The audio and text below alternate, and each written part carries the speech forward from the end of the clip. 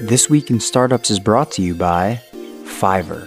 Find the perfect freelance services for your business. Go to fiverr.com and use code TWIST to receive 10% off your first order. Coors Light. When you want to reset this summer, reach for the beer that's made to chill. You can have Coors Light delivered by going to get.coorslight.com and finding local delivery options near you. And Masterclass. Learn from the world's best minds, anytime, anywhere, and at your own pace. Get 15% off an annual membership at masterclass.com/startups. Hey everybody, welcome to This Week in Startups. I'm your host, Jason Calacanis. And as you probably have all experienced, Amazon has a massive collection of amazing products. When you search for a spatula or an ice cream maker, or even just a cable or a power battery pack, whatever it is, you see all of these amazing products and all of these really niche companies iterating and competing with each other on Amazon's platform. Amazon made a really strategic decision years ago, which Jeff Bezos spoke about when he was at these congressional hearings on breaking up big tech, or at least that was the pretense for them. And he talked about how that was a very polarizing decision inside of Amazon, but that he unilaterally decided, we're going to do it. We're going to let people on the Amazon platform sell whatever they want and compete with us. That has led to over 2 million Amazon third-party sellers. A third-party seller is somebody who's selling on the Amazon platform, but they aren't, Amazon, right? So Amazon gives them room on their platform, just like eBay allows everybody to sell on it. Well, today on the program, we have a founder who seems to have found a business in that area by buying other Amazon businesses that break out. His name is Josh Silberstein, and he is with a company called Thrasio, Thrasio. Josh, you heard my, welcome to the program, and you heard my brief introduction there. Did I get it right? Basically, what you're doing is looking for breakout third-party sellers, buying those companies, and then putting them together in an IAC, Internet Corporation format? Yeah, I think, for us, it started with the realization about 2 years ago that there were quite a few founders who had built great businesses with a couple of $1 million of revenue who were having a hard time getting an exit. There just wasn't really an established market. And, the result was the valuations didn't make sense and the process didn't make sense. And, we began to take a closer look at the businesses, the we in this case being myself and my partner, Carlos Cashman. And we kind of discovered two things. One was that the bigger these businesses got, the more capabilities they needed. But the harder it was for them to actually have the resources to support it. So you're trying to manage an international supply chain, you're trying to manage PPC, you're trying to manage legal, you're trying to manage creative, you're trying to manage all of these things, and you're a $2 or $3 million business, it becomes almost impossible. And so what we saw is as these businesses got bigger, they actually began to perform less well, which was counterintuitive. And so we started to realize that as you sort of were in this marketplace as somebody with a $5 million business or an $8 million business, you kind of had a double whammy. On the one hand, you were getting to the point where it was harder and harder to actually execute. And on the other hand, you were looking at an exit market where there weren't very many buyers and there weren't really a lot of opportunities for you to kind of get the value that you deserve for what you had built. And so somebody builds a product on the platform, whether it's shampoo or cables or whatever. They source it from China. They package it really well. They start building a brand. What would the margin be on some of these products? When we see somebody who's a product seller on Amazon, are they making 20% on each sale, 30% on each sale on average? And then how big is the footprint of that $8 million company? If they're doing 20% and they've got $1.6 million in profits, is it just a 10-person company with just a modest profit?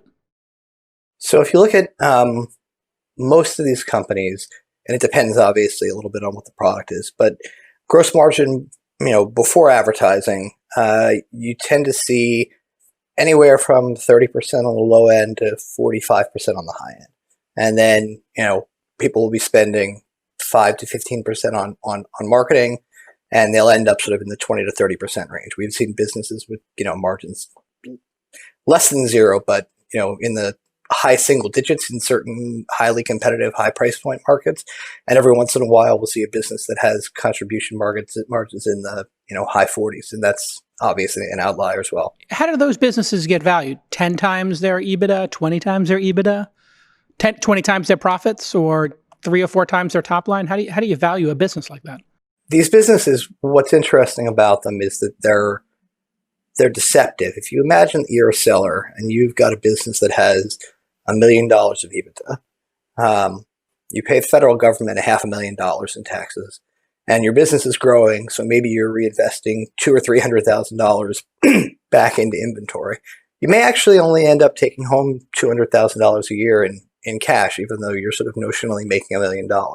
And with those kind of cash flow dynamics, when people are thinking about making decisions on a personal level, they often are comparing what they would have taken home had they continued to run the business with what they're going to get on an after-tax basis if you buy them out. So, the multiples actually are smaller than you think. They're, 2 to 3x is not abnormal in this market. So if I made $1 million to $3 million business, so even though it's $10 million, it's not in sales. If it's $5 million in sales, it had 20% profit. There was $1 million in EBITDA. It might go for $3 million because it's not a highly profitable business. But when you put a bunch of them together and then you share resources, that's the premise of your business. So how many businesses like this have you rolled up so far? And would I know any of the names of them? We've bought 60 in about 2 years. 60. 60. Yeah. Wow. Yeah, we bought in 17 2 years. Last quarter. Yep. So we went fast. That's one every 2 weeks. Yeah.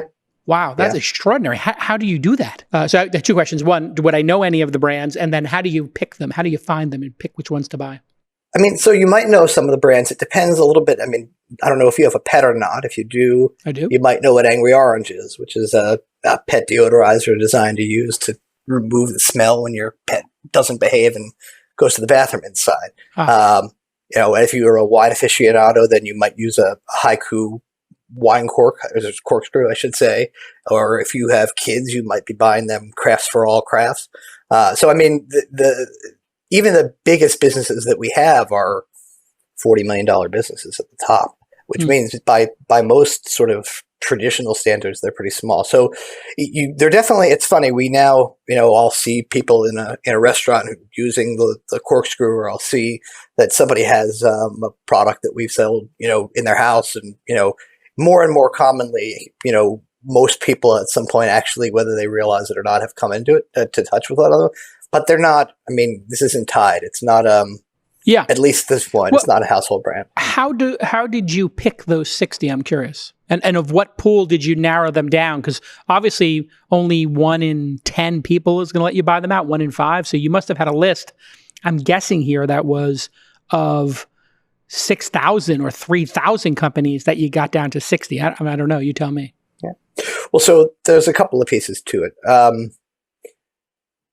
First and foremost, it's about the product. If you are going to buy a company, it doesn't matter what else on Amazon you do well. If the product itself isn't one of the best products in the market, and ideally the best, then it's not going to succeed in the long run. So for us, if we're going to enter a category, we will start by ordering the top 300 products in that category and test them all and see which ones we like and think about it that way. Once we've sort of figured that out, then we'll go back to Amazon. And, Amazon is interesting. It's still very much a search-driven ecosystem. About 70% of all revenue comes from search. And when you think about the way in which search works, Amazon has a very strong preference for doing what the consumer wants, which means that search results are designed to favor products that consumers like. So you're saying Amazon has good intent. Their search results, as opposed to Google's, I'm saying this, not you, but Google lists their content first, things that benefit them first. You're saying Amazon lists in search results, in your estimation, what benefits the consumer most, correct? Yes, absolutely. And I wouldn't just say we've spent, I don't even know how much time looking at creating data models, trying to reverse engineer the way in which Amazon search algorithms work. And, if there's one thing that's absolutely for sure, it's that when consumers are more likely to buy your product, you move up in rankings, and when they don't, you move down. And it is about as egalitarian a search ecosystem as you could hope to find. All right, when we get back from this quick break, I want to understand, what does Amazon think of the business Thrasio when we get back on This Week in Startups? Hey, everybody, I want to tell you about a service I use so that our teams at Launch and at Inside, the two companies I'm the CEO of and I run, can be bionic. Well, that service is called Fiverr, Fiverr. There's two R's in Fiverr. But let me tell you, there's so many different ways you can use Fiverr. Maybe you need to find a freelancer. And we all know finding freelancers is so frustrating because you don't know their track record. You don't know the costs. You haven't seen reviews. You don't know if they're going to flake out on you. And it could be a giant waste of time, effort, and money. Well, what if there was a website where you could see all the reviews of the copy editors and you could see all the different prices?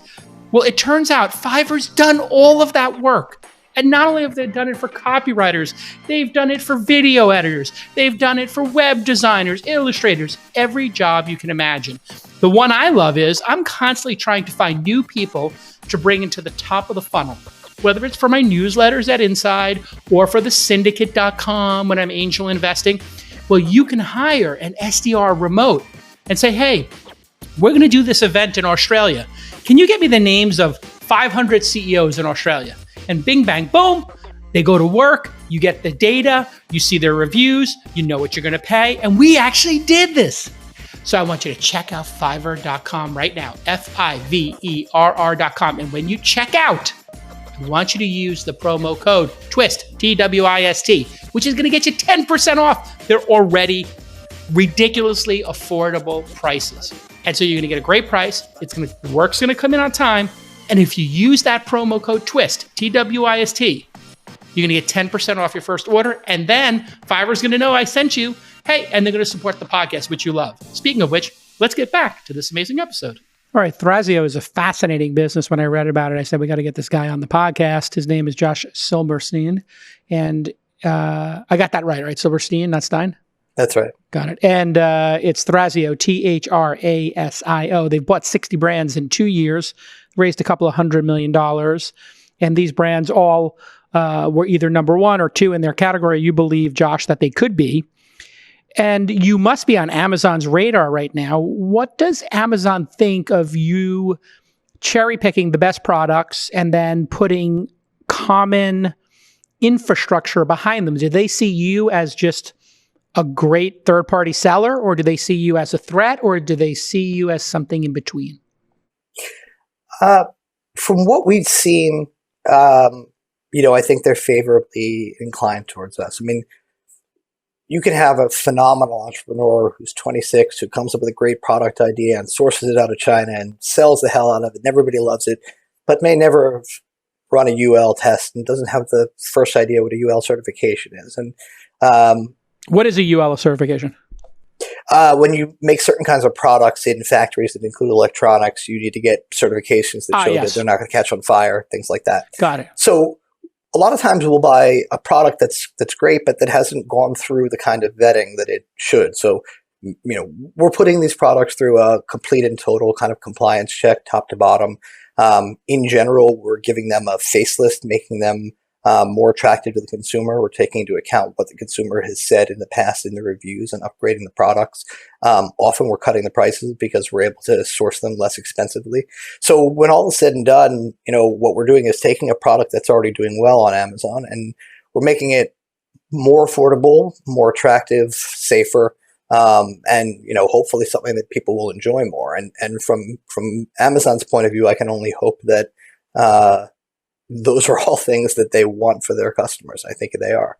And the SEO, the search engine optimization for Amazon, what are the variables that drive it? It seems to me that, my search process is I put Amazon Prime only on. I always click that box. I don't want anything that's not Amazon Prime related. And then I just look and I see the number of reviews and I look for what I call the gun, where the 5-star reviews and the 4-star reviews are like a pistol's barrel. And then maybe you have like a couple of 3s and then almost no 1 and 2. So when you look at it, it looks like a handgun. Trigger warning for people who are against the Second Amendment. But putting that aside, is it as simple as that? The thing with the most reviews makes it to the top? Or do they use things like returns? Like, hey, this thing may have sold a lot, so it looked good, but there were a lot of people doing returns, therefore it moves down. So it's a question of what's cause and what's effect, right? So conversion rate is what matters. If somebody clicks on your product and buys it, or if they're more likely to buy it, that's the signal more often than not that tells Amazon you've got a product that deserves to be higher in rankings. And to your point, if somebody returns it later on, it essentially undoes that signal. So that there's no signal that is stronger than what has the consumer done? Did they buy the product? Did they give a review afterwards, et cetera, et cetera? Now, when you think about you and your decision-making process, you're looking at a page of whatever you're looking to buy, and many of the brands are brands you've never heard of. And so you're using the reviews as a quick proxy in your head for reliability, trustworthiness, quality, because it's in your mind, as in most consumers' minds, the sort of clearest indicator of what products are best. And so what tends to happen is that products that do well get sort of towards the top of search results. As they sell more products, they generate more reviews. As they generate more reviews, people are more likely to buy them because they feel safe doing so. And you have this flywheel effect where all of a sudden you are number one and you've got 4,000 reviews, and anybody who comes to search for a weight belt or whatever it happens to be, they can't displace you. Those lists become self-propagating, right? That is the phenomenon of a top 10 list. Is once you break into it, more users discover you, and if it's a great product, it cements you in that top slot. Is there a way to break into a top slot? And what is your strategy there? If you were deciding you wanted to, let's say nobody accepted your offer and you decided you wanted to compete against somebody with 3,000 reviews, is that even possible in today's ecosystem, or are the winners already cemented?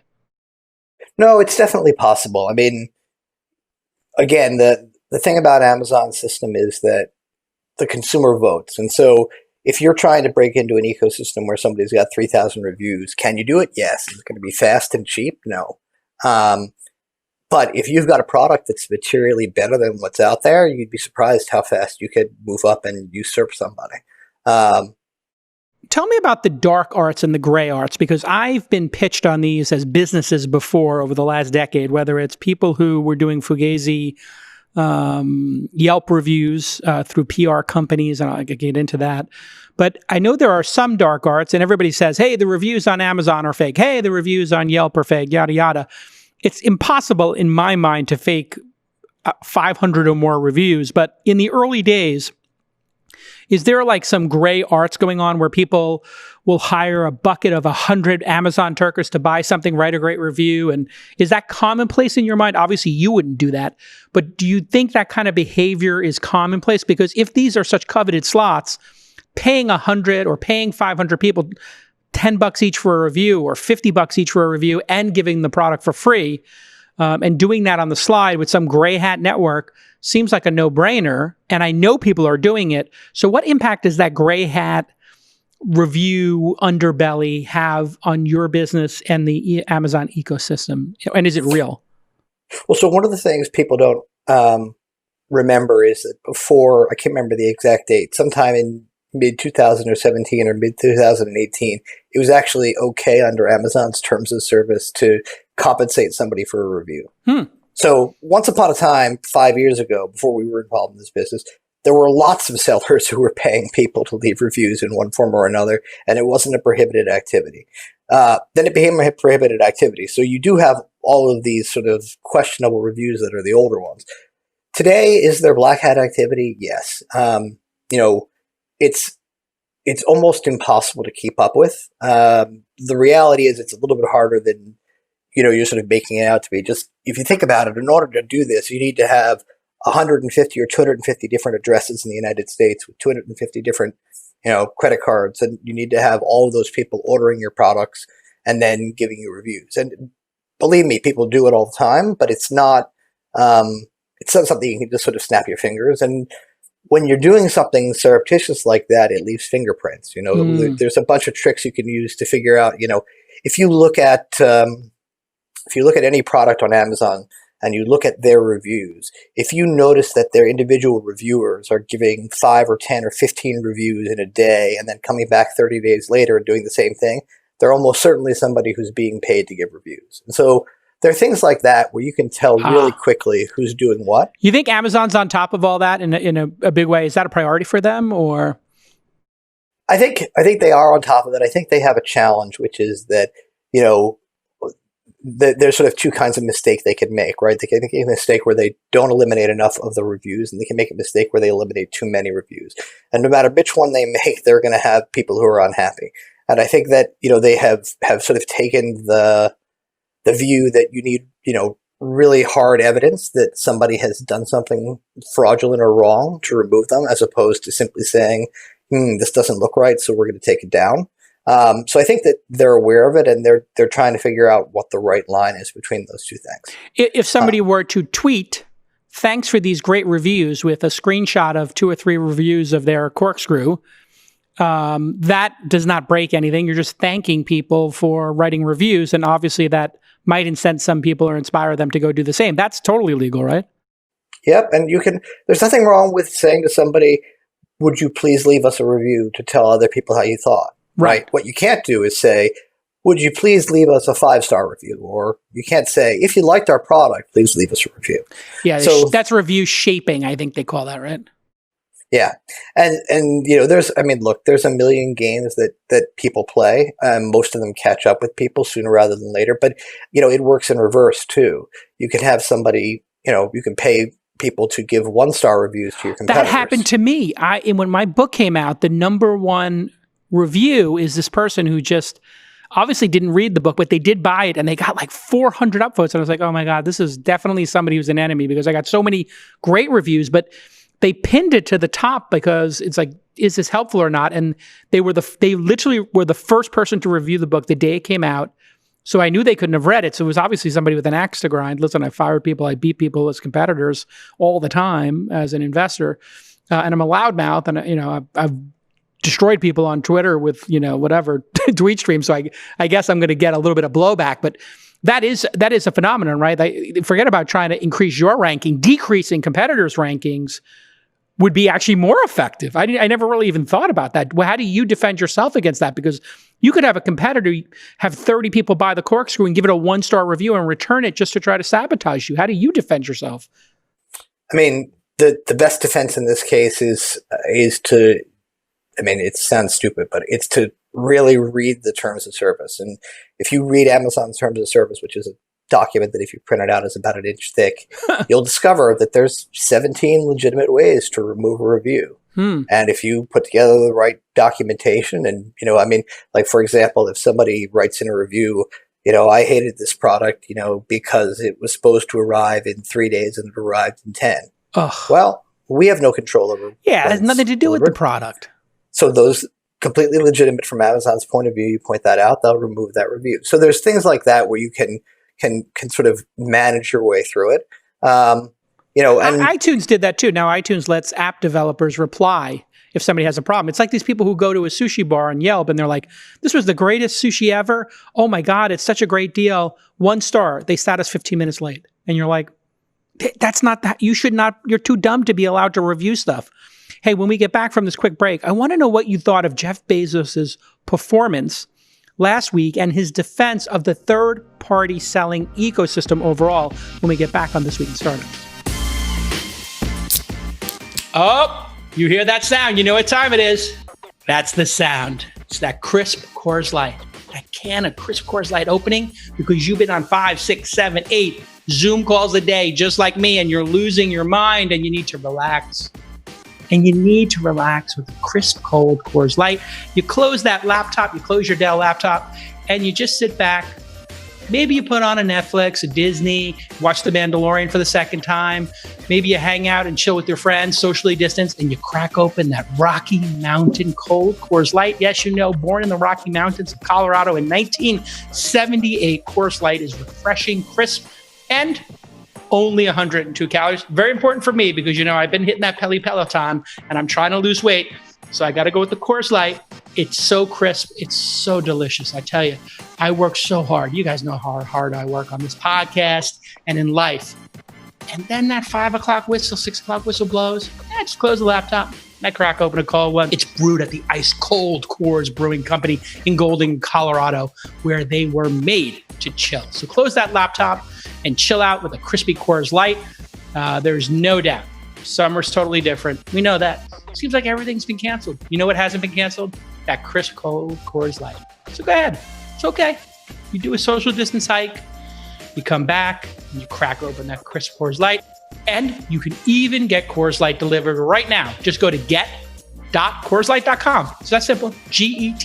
Get.CoorsLight.com. And you'll find a local delivery option like I did. And whoop, that 12-pack comes. And I crack it open. You ready? You want to hear it?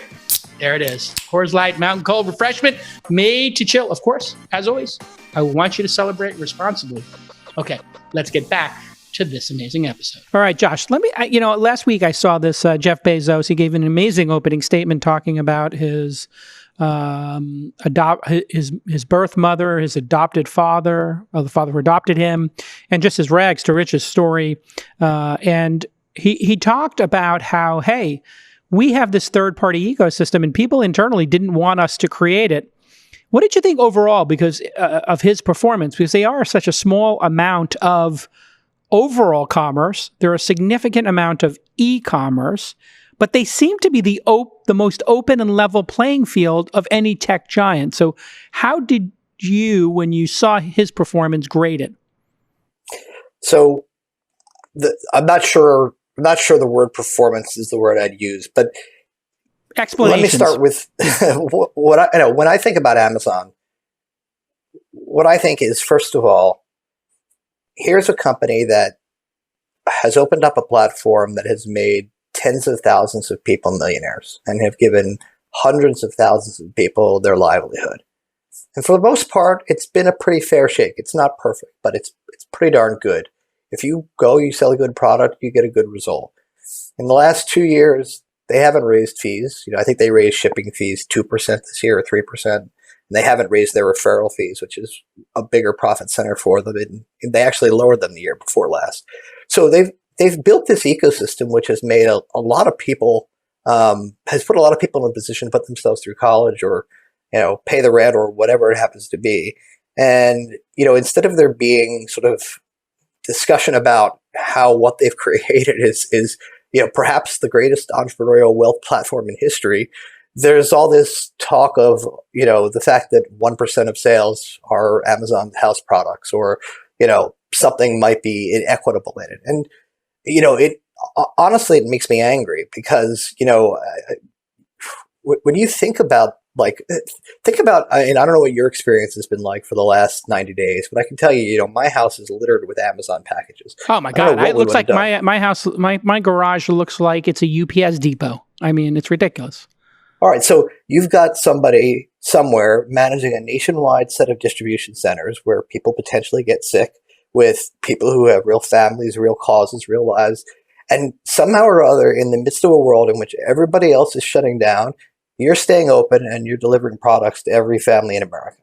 Everybody in America is getting some large percentage of what they need from Amazon, right? And what you don't see on the front pages of the newspapers is, thank God for Amazon. Thank you, capitalism is right? What we should be saying. We're simpatico on this. We are so cynical now that we look at Jeff Bezos' net worth and forget about the net contribution he's made to entrepreneurship and all of those millionaires you're talking about and all that opportunity. He could, at the snap of his fingers, turn off the third-party program or have never approved it. We should be thanking him and for what he's built. And it drives prices lower, right? You have the most at stake, and you appreciate him enough to build a giant business on top of his platform. Look, I mean, I'm obviously thankful for what Amazon has done because it's enabled us to do what we've done. But even before that, I was a consumer. You buy something on Amazon, it costs less than it would have cost you elsewhere. There was a study somewhere, I can't remember, I think it was one of the feds, that said that, maybe 100 or 120 basis points of inflation were taken away because of Amazon's pricing. Think about that. Everybody in the United States paying 1% less for everything they buy, for 10 years. It's huge. It's a gift. Mentioned. Well, and this is why we can't understand why inflation doesn't arrive on American shores And I think you and I are of similar ages. I mean, in the 80s, you could buy a pair of jeans for 20, 30 bucks. And now here we are in 2020. And you can buy a pair of jeans for 20 bucks. Like, what has happened in the world? I mean, while education and housing and healthcare, all of them highly regulated, have gone, up extraordinary percentages to the point at which nobody can afford college, healthcare, or a home. Then you look at goods and services. They're the only thing that have gotten cheaper. I mean, what does a flat panel cost today? A flat panel TV is like $200. And it used to be $2,000. You're carrying a computer in your pocket that's more powerful than anything existed 5 years ago. Right. And every computer on the planet in 1990, in all likelihood. And 98% of the people in America have phones. I mean, it's a very good point. No, we should stop on it, Josh. I can see your frustration. I am feeling the frustration as well. We are a bunch of entitled Americans who are too cynical about capitalism. The fact that everybody's standard of living has gone up because prices have come down is something to celebrate. But let's talk about the cutthroat competition of the Amazon Basics brand, because you mentioned that's like a 1% thing, and people seem to be pretty hung up on this. They do. When you analyze which company to buy, I don't know if you're hitting an Amazon API, but certainly you're looking at the public-facing data that we can all see, correct? Yep. Is there an API? Absolutely. There's APIs, there's scraping systems, there's a million different ways to get the data. Great. So people scrape all the data. Third parties do this all the time. They figure out what the best products are. They figure out what the keywords are in the reviews that people like. They do a bunch of analysis. Amazon sometimes chooses to do that as well and make a lightning cable, as an example. USB-C to lightning, like, ooh, that's the hot one, right? Like, that's great. And prices then go down. And the only person who could complain about that is Apple charging 40 or 50 bucks at the Apple store for the same exact goddamn thing that they're charging $6 for, or Anchor is charging $7 for. This is a net good for society, but are they too sharp-elbowed? Is there any information that you can't get on the public-facing site that they could even use? Not really. I mean, there was an article that I think started this whole hullabaloo that, it referenced something which had happened like 2.5 years ago. The reality is, at least from my perspective, Amazon has 1% of revenue. The average retailer's private label business is 10 or 12. But I got to tell you, between you and me, Amazon's really, really good at running a marketplace. They're really good at running AWS. I don't think that they're the best merchants in the world.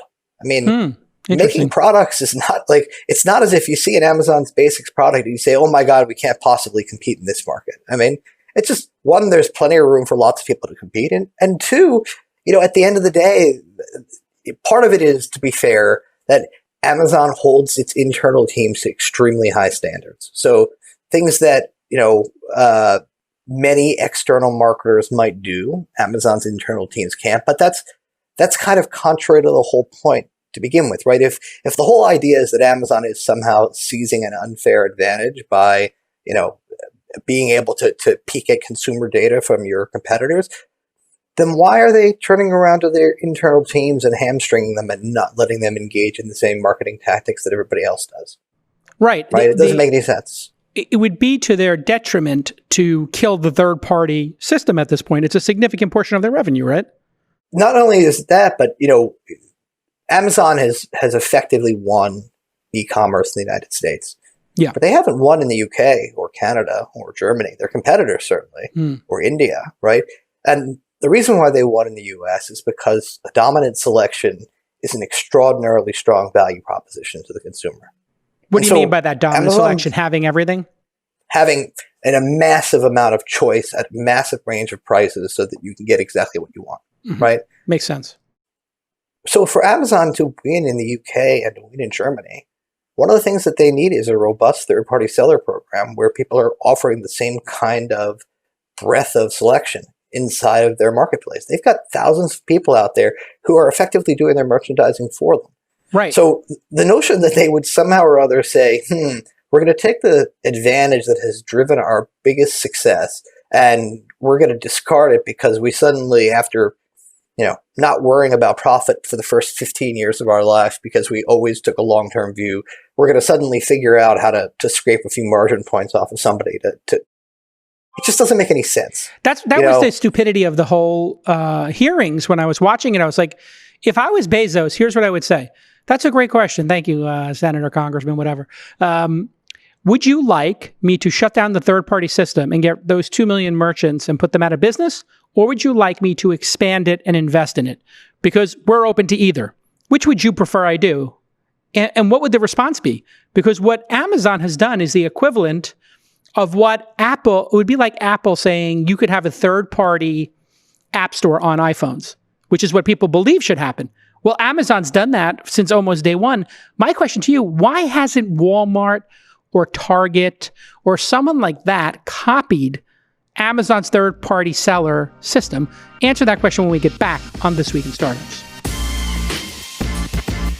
Okay, everybody, you know Masterclass, and you know when you get a Masterclass subscription, you are going to learn from the world's greatest, most skilled athletes, authors, scientists, poker players, artists. It's amazing who they get to teach on this platform. I am in shock. Every time I see a new person come up, I'm like, how did they get that person? Well, you know what?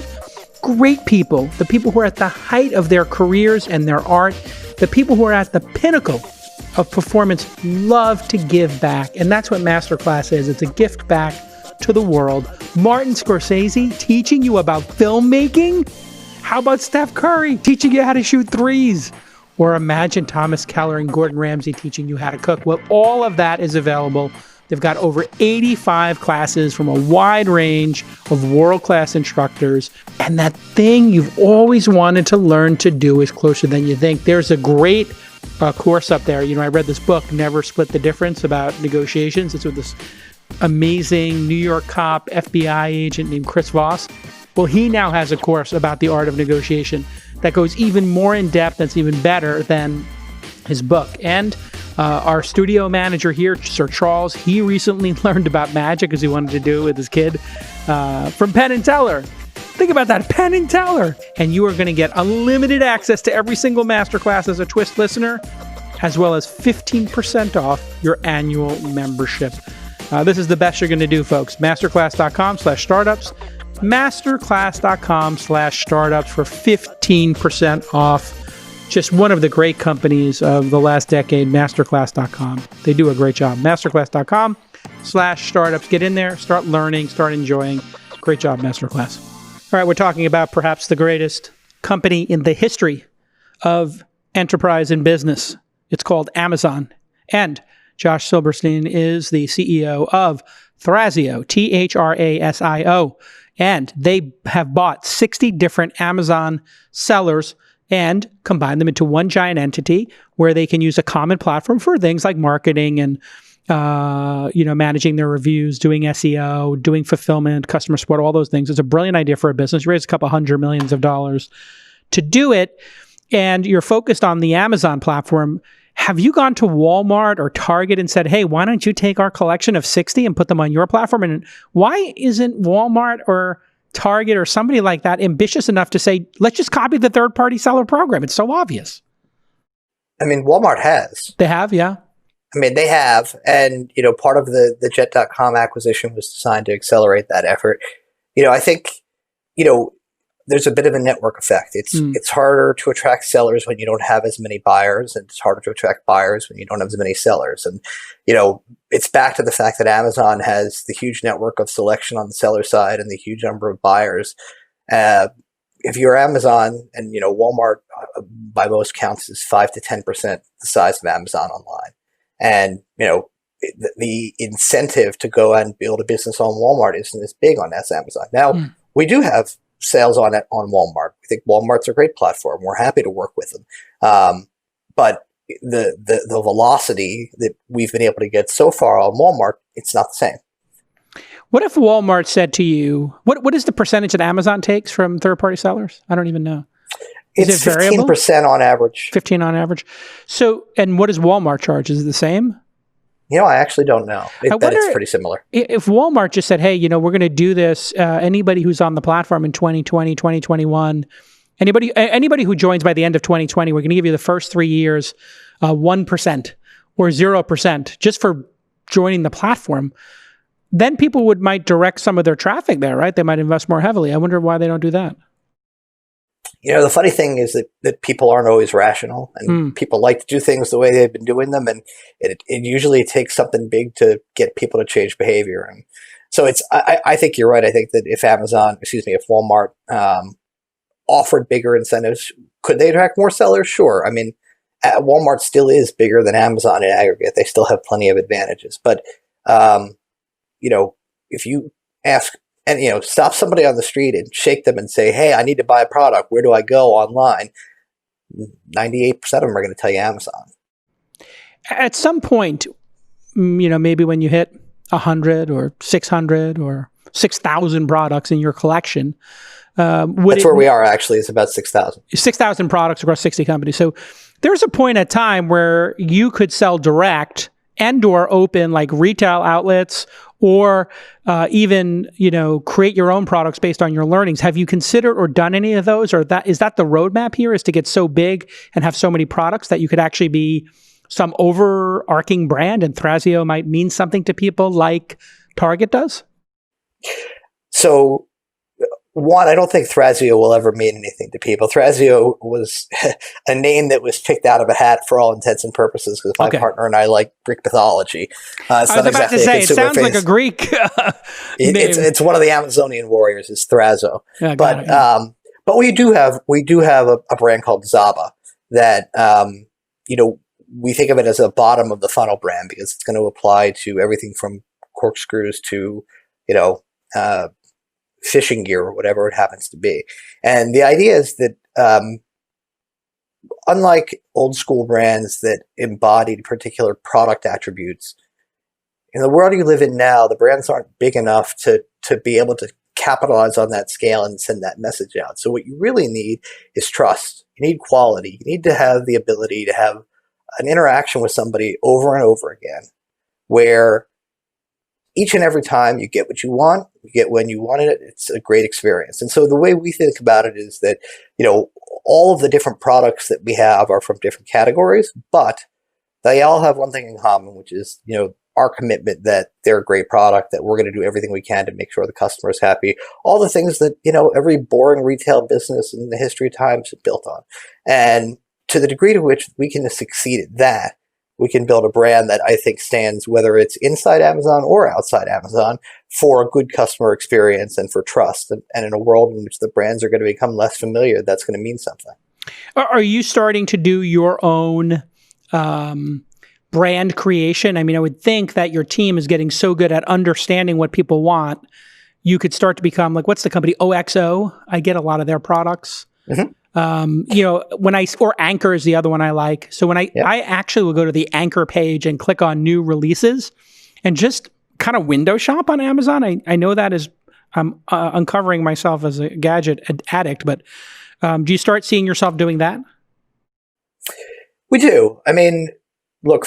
Have you made any yet? Have you done any like in the laboratory product creations? We have 20 or 30 in the laboratory, none that have been really publicly released. A lot of times it's taking an existing product and making it better. It's not something where you're coming up with something altogether different. But there are times when you'll look at a marketplace and you'll see that the things that are being offered either aren't great for the consumer or the prices aren't right. And if you've got, a sourcing superstar like we have on our team who can come back to me in 3 seconds and say, yeah, we can buy that for $3.08 a unit. We can look at these opportunities and we could say, let's be selective and smart and enter these marketplaces. But so much of, you made a point earlier in this dialogue about how the sort of top 10 lists are set, how the reviews and the leadership and how it's difficult to break in. And that's still true.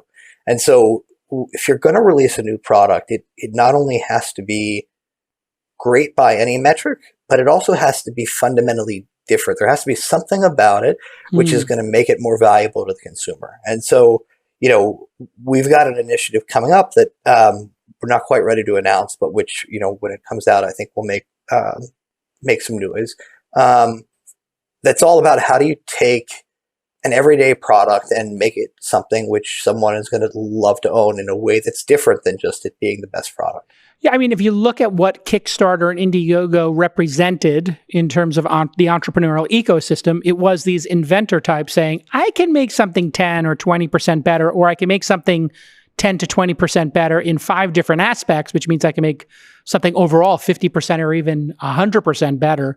And there was a really interesting company called Quirky that raised far too much money. I think it was one of these Andreessen Horowitz specials where they put too much money into a company and then it blows up because they're overfunded. But I don't know if you remember Quirky, and they were doing crowdsourced air conditioners and power strips. I had one of their power strips initially, which was like this very cool one that you can like bend like a snake so it could, kind of conform to big power bricks back in the day before we all had USB-Cs and easy stuff to use like that. What did you think of the Quirky idea first?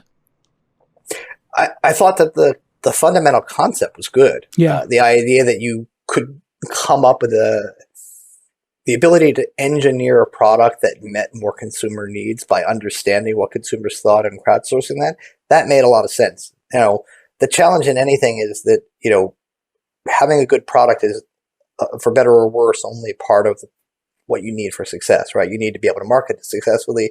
You need to be able to figure out how to make the costs work, and so on and so forth. And so, even though I think that they probably were able to develop some cool products, that doesn't necessarily mean it was good business. Yeah, it seemed like the margins were too low. Again, back to overfunding of startups. If you give a founder 10, 20, whatever millions of dollars, and they're going to go put it to use, and you're pushing them to grow too fast, which is what Andreessen Horowitz was kind of their specialty for a while, was pushing people to go too fast from what founders told me. You can kind of basically, it's like hitting the gas on a Ferrari, but you haven't put the steering wheel on yet. Maybe not advisable. What is the chances, I've heard that if you don't spend money advertising on Amazon, there is no way to compete anymore. So when you do a search and you see like, I'll see sponsored results up top, and then it will say editor's choice or Amazon's pick or whatever they call that. And then I see the Amazon pick under. It's almost like redundant. Is that true? You have to spend money on advertising on Amazon in order to compete today? Or is that not true? Wait. If you've got an incumbent position and you're already a leader in the marketplace, then you don't. Okay. You probably want to, though, because advertising, the return on advertising spend is still great and it's still profitable too. If you're trying to break into a new market, it's almost impossible to do it without spending money on marketing, because at the end of the day, before you're showing up in search results, the only way to start generating sales on Amazon is through that marketing function. But it's presented as nefarious, as in it's a pay-to-play system. Whereas, with one or two exceptions, every product that we advertise, we spend millions of dollars a month on marketing, is generating positive contribution margin. It's all profit center for us.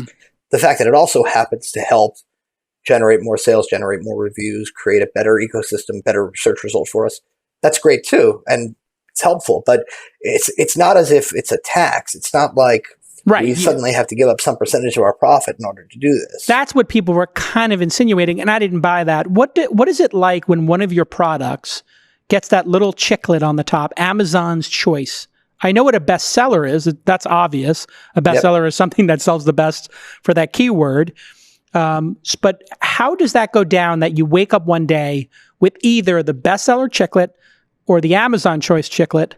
I'm calling it that. That's that little box on the top you see.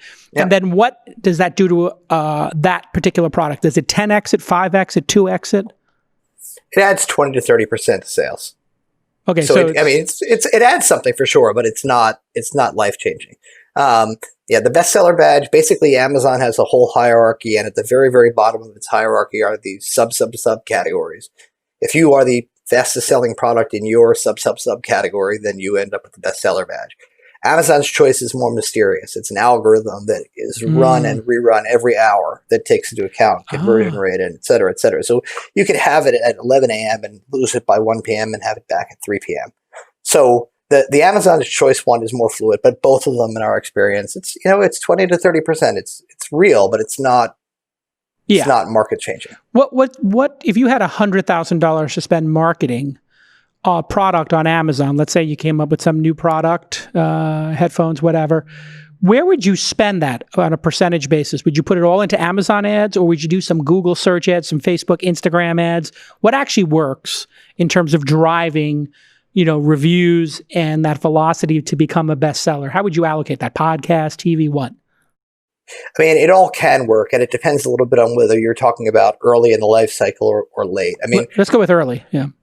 Early in the life cycle, you probably are going to end up spending more of it outside of Amazon than inside, because the way in which the Amazon search algorithm works impacts the ad algorithm. So much like Google has a quality score that impacts how much you pay for, CPMs or CPCs when you're bidding. If Amazon's never heard of you and your product just showed up, it sometimes could be more expensive to advertise there than once you've got a little bit of a track record. So you might start with Google actually, or with even Spotify. I mean, there are a lot of places that you can do it. The reality is that almost everybody who knows what they're doing can make money with Amazon advertising. It's the system is frothy enough that there's just enough returns there. I'd say less than 10% of the people who are on Amazon are good enough to be able to consistently make Google advertising work for them on Amazon. So 15% isn't a major take, but I do see some brands that will put a selection of products on Amazon, so they're not coming up empty on Amazon, but then they'll reserve some percentage of their products to sell direct. I'm talking specifically about the D2C brands. You're not direct-to-consumer brands from what I can tell, but what do you think of that hybrid strategy? Hey, I'm going to put 6 of 10 SKUs on Amazon, but these 4 new elite ones you have to buy direct, so I don't have that 15% VIG taken out of a product that has a 30% margin, which means it's 50% of the margin. I mean, I'm a big believer that having a good D2C strategy supplements what you do on Amazon. We have, a half a dozen brands that have D2C sites, and it's been a positive experience. I think the question of segmenting SKUs, at the end of the day, Amazon's charging you 15% because they acquired a customer for you.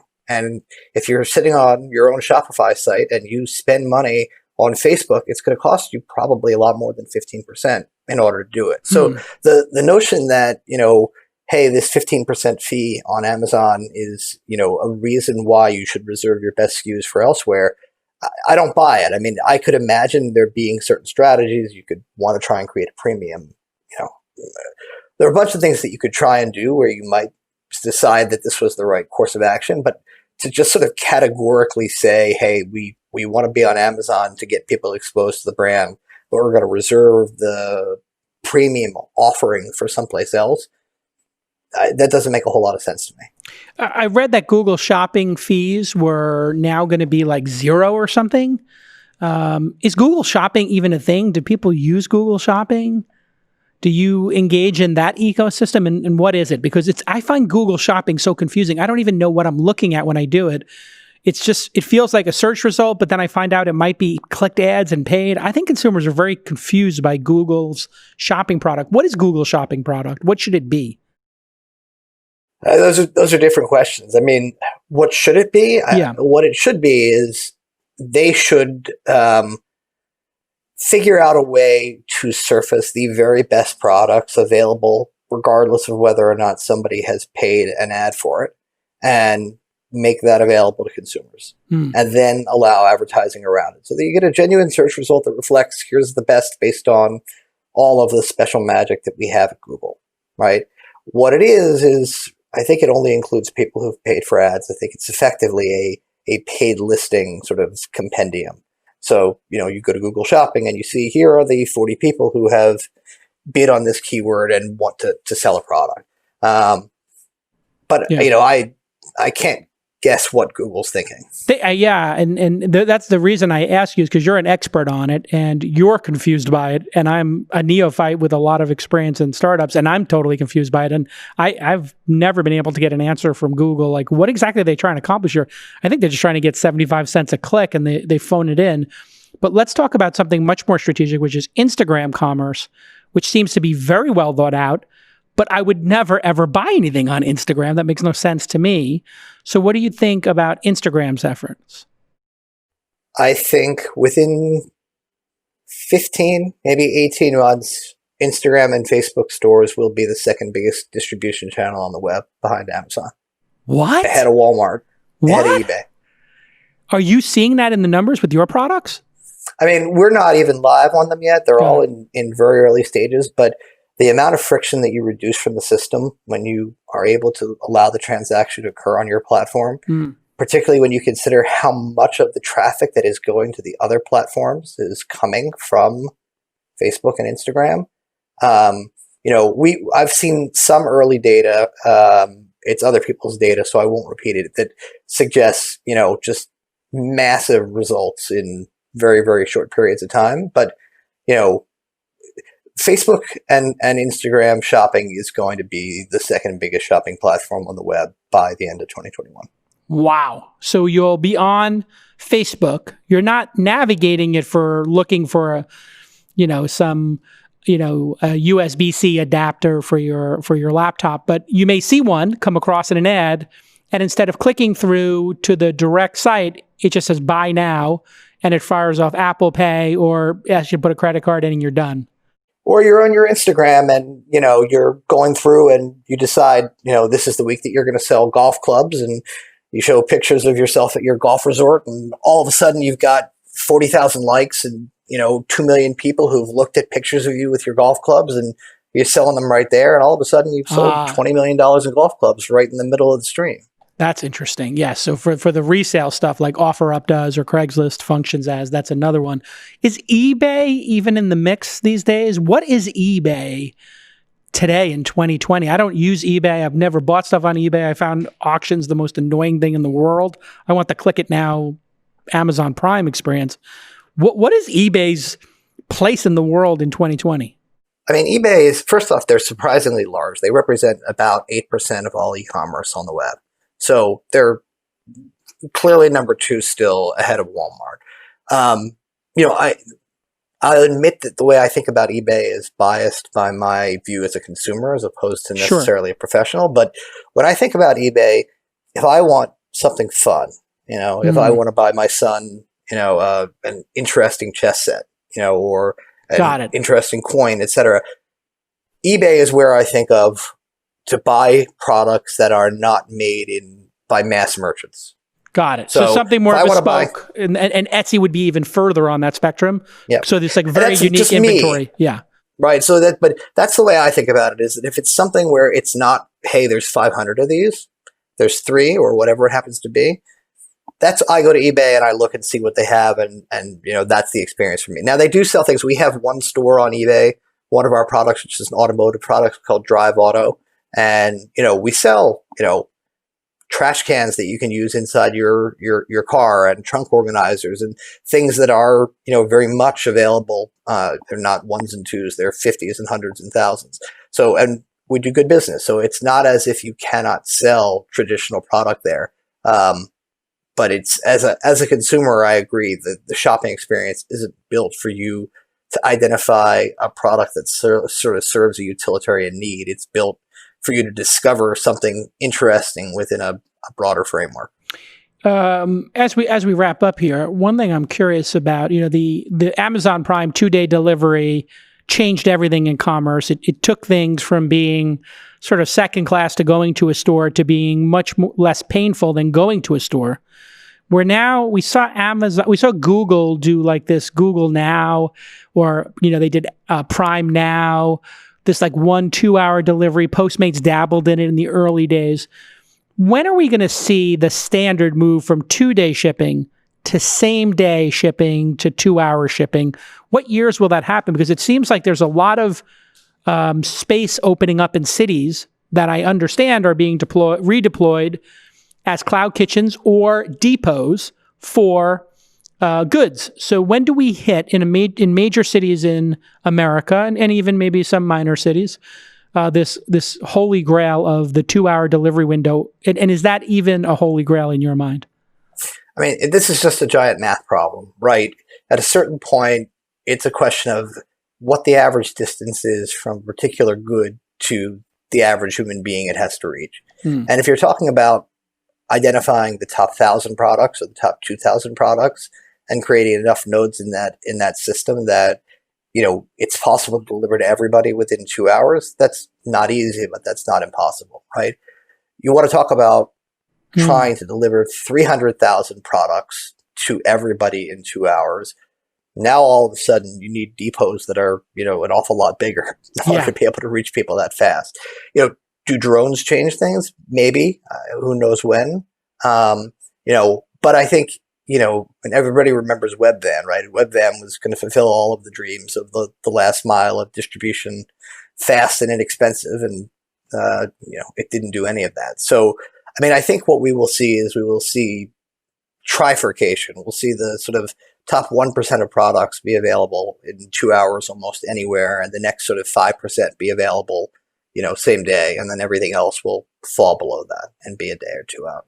That seems like the likely scenario. And I think there's a counter thing happening now, which is the Amazon Power users, which we would be part of, anybody with Prime pretty much is, are getting so inundated with single items in a box with a bunch of, blow up plastic balloons that they now have something called Amazon Day. So you can pick for your household. I don't know if you must know about this, but I picked Monday as my Amazon Day.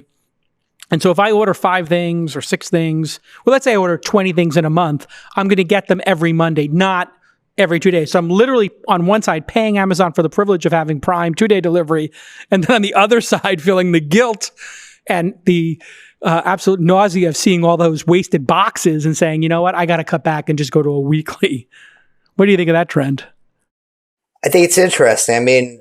Not a lot of people know this, but, when Jet.com got started, one of the core things at the center of it was that they had algorithms that were really smart about packaging 2 and 3 and 4 things together, so that once you picked one thing, it would change the prices essentially so that items that were in the same distribution center would show up less expensively and they could send you only one box, right? Nice. That was, it didn't end up actually, I think, becoming that when it became huge, but that was the original idea.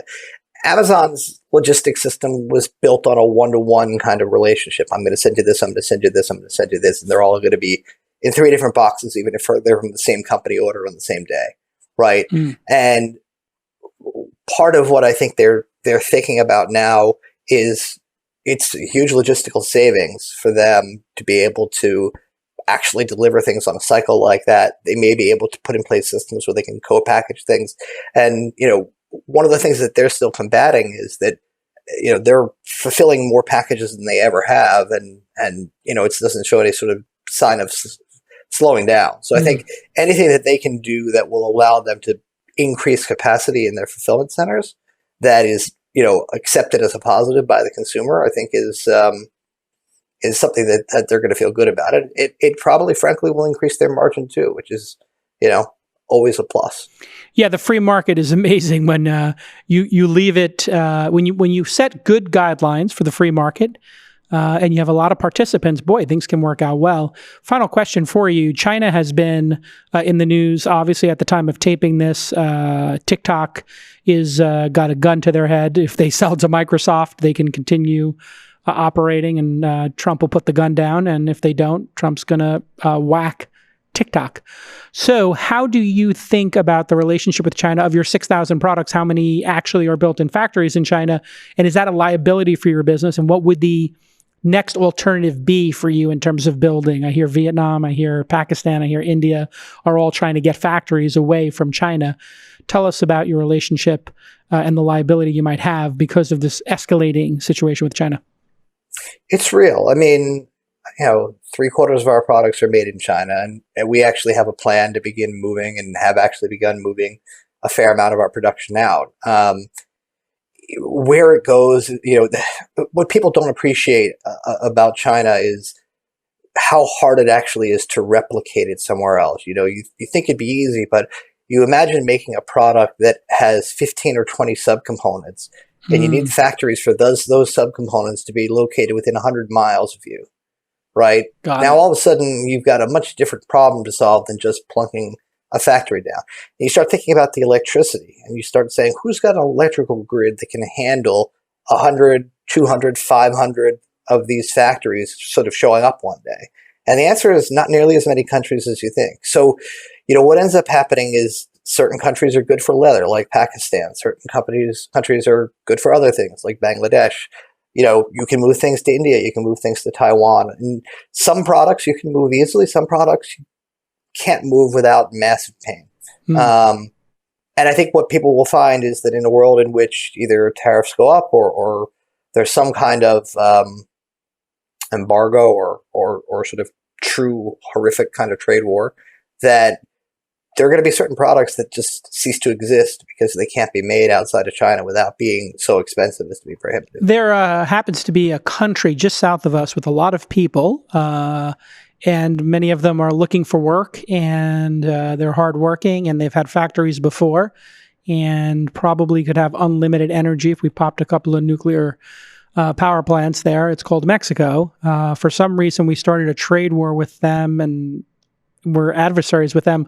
Is that not the greatest solution ever, to put more factories in Mexico and build a better relationship with them so that the products and services don't have to get on a giant cargo ship to get here? Wouldn't that save money in the short term and long term? Well, I think there's sort of two questions. Yeah. One is, and I'm no expert on this, but what's the level of political stability in Mexico, and what's that going to look like? Yeah. But the broader question is, how patient are we as a country? Because moving a single factory or, sourcing something someplace else could easily take 9 months, right? Building a new factory from the ground, creating new molds and lathes, you're talking about, a year and a half. I mean, these are long-term, you need to be committed to, all right, in 2027, we're going to have X percentage of our manufacturing in Mexico. So that's a couple of different presidential terms to sort of have this come across. Like trying to actually build that kind of a commitment, and then simultaneously, you start thinking about the dynamics in the interim. It's not as if China's going to stand still while they see their entire industrial base disappearing. They're going to try and hold the U.S. hostage. So it's like, yes, there are solutions, and there are good reasons for us to be working on them and not being as dependent on China. But it's just like most things in the real world, it's never as simple as you'd like it to be. Yeah, it's definitely a textured and nuanced conversation. It's possible that we could become less dependent on critical items like pharmaceuticals while being, and also rare earth minerals, which we have here. We just don't dig them up because they can do it cheaper there. And then we could be slightly more dependent when it comes to, I don't know, cables or toys or whatever it is. And if the toys and the power cables don't get over here, boo-hoo, but pharmaceuticals and rare earth metals, we're going to need to have some redundancy for those. It's a pleasure talking with you, Josh. Continued success with your company. You're based out of New York, or where are you based? New York, Boston, Houston, Philippines, and... Where are you based? I'm in New York. You're in New York. But you're looking at that Texas situation, I bet. Now that everybody's remote, I bet you're looking at Austin and Houston and saying, great place to live, are you? I grew up around here. I love it here. We've got a great team down there. I'm not sure that they'd be happy if I moved there. I grew up in Philadelphia, actually. Oh, okay. Philly. Got love for Philly. All right. Well, listen, continued success. And if you want to sell your company to Thrasio, you know what to do. Just reach out to your boy, Josh Silberstein, and he'll buy your company if it's at a reasonable price. But don't get too cute with the prices here. We all know these are hard businesses to run. Continued success. Thanks for coming on the pod. You were a great guest because you were so super honest, and we all got a really great education on the Amazon ecosystem, which is a net benefit to society. And we should be thanking Jeff Bezos for his hard work and allowing this platform to make so many millionaires and small businesses. We'll see you all next time on This Week in Startups. Bye-bye.